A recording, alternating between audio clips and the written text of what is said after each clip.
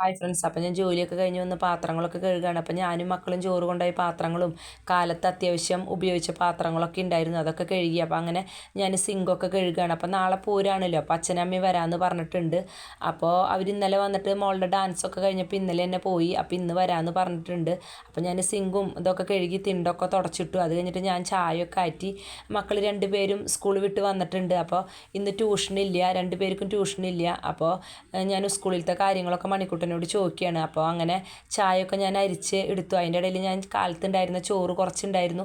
അപ്പോൾ അതൊക്കെ ഞാൻ തിളപ്പിക്കാനായിട്ട് വെച്ചിട്ടുണ്ട്. അപ്പോൾ ഞാനും വാവച്ചിയും മണിക്കൂട്ടനും കൂടി ചായ കുടിച്ചു. അപ്പോൾ ഞാൻ ബീഫ് വാങ്ങിച്ചിട്ടുണ്ടായിരുന്നു വരുമ്പോൾ. അപ്പോൾ അത് കറി വെച്ച് മോരും കാച്ചി കഴിഞ്ഞാൽ പിന്നെ അതായല്ലോ എന്ന് വിചാരിച്ചു. അപ്പോൾ അമ്മ ബീഫ് കഴിക്കില്ല, അപ്പോൾ ഞങ്ങൾക്കൊക്കെ കഴിക്കാമല്ലോ. പിന്നെ അച്ഛനും ഒക്കെ ഉണ്ടല്ലോ. അപ്പോൾ അപ്പോഴേക്കും വാവച്ചി അവിടെ റോട്ടിൽ നിന്ന് ഡാൻസ് കളിക്കുകയാണ്, വെറുതെ എന്നെ കാണിക്കാനായിട്ട് കളിക്കുകയാണ്. അപ്പോൾ അച്ഛനും അമ്മയും വന്നു, വൈകുന്നേരം ആവാറായി. അപ്പോൾ അച്ഛനും അമ്മയും വന്നു. അപ്പോൾ ഞാൻ ബീഫ് കഴുകി വെച്ചിട്ട് എൻ്റെ അത്യാവശ്യം കുറച്ച് പണികളൊക്കെ ഉണ്ടായിരുന്നു, അതൊക്കെ ചെയ്തു. അങ്ങനെ ഞാൻ മല്ലി മുളകൊക്കെ ചൂടാക്കുകയാണ്. അപ്പോൾ ഇന്ന് വൈകിട്ട് ഗാനമേള ഉണ്ട്, 7 മണി 7:30 ആകുമ്പോൾ ഗാനമേള തുടങ്ങും. അപ്പോൾ ഞങ്ങൾ അടുത്തുള്ള കുട്ടികളൊക്കെ കൂടിയിട്ട് പോകാമെന്നാണ് വിചാരിച്ചിട്ടുള്ളത്. എനിക്ക് കുറച്ച് ഫ്രണ്ട്സൊക്കെ ഉണ്ട്, അവരൊക്കെ കൂടി പോകാമെന്നാണ് വിചാരിച്ചത്. അപ്പോൾ ഇനി പൂരപ്പറമ്പിൽ ചെന്ന് നമുക്ക് ഗാനമേള കാണാം കേട്ടോ.